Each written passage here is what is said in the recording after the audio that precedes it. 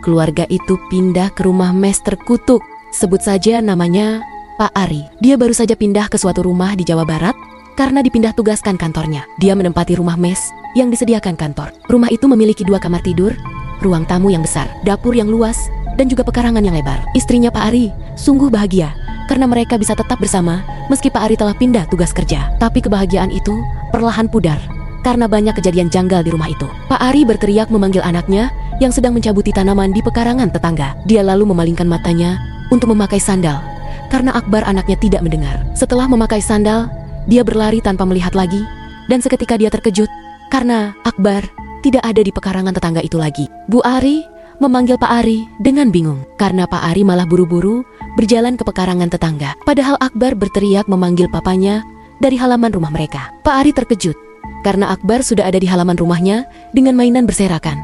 Padahal tadi halaman rumahnya kosong. Pada hari lain, Bu Ari melihat anaknya masuk kamar mandi dengan membanting pintu. Bu Ari menegur agar Akbar berhati-hati dan tidak membanting pintu.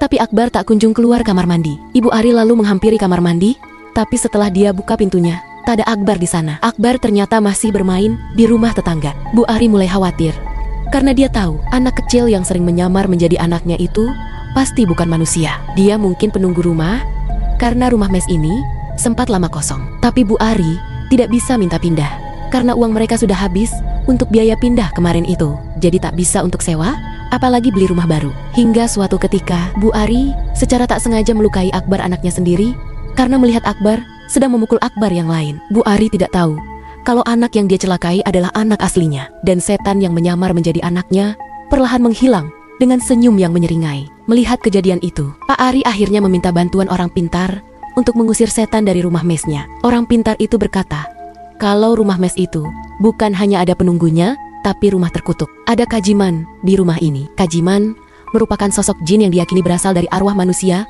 yang bersekutu dengan makhluk gaib lalu. Dia mati dan ruhnya tak diterima alam kubur. Karena itu, ruh Kajiman tetap di dunia menempati rumah di mana dia mati. Jin ini memiliki kekuatan yang kuat dan kejam.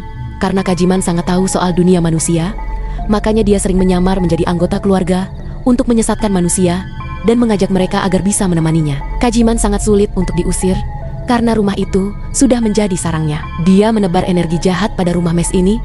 Kemungkinan rumah ini juga pernah dipakai sebagai sarana pesugihan. Karena semakin banyak orang yang dia sesatkan, semakin tinggilah energinya. Akhirnya, keluarga Pak Ari memutuskan untuk pindah dari rumah itu. Sebelum terjadi hal yang lebih buruk pada keluarganya, dia meminjam uang dari keluarga dan mengontrak di rumah yang tak jauh dari kantornya.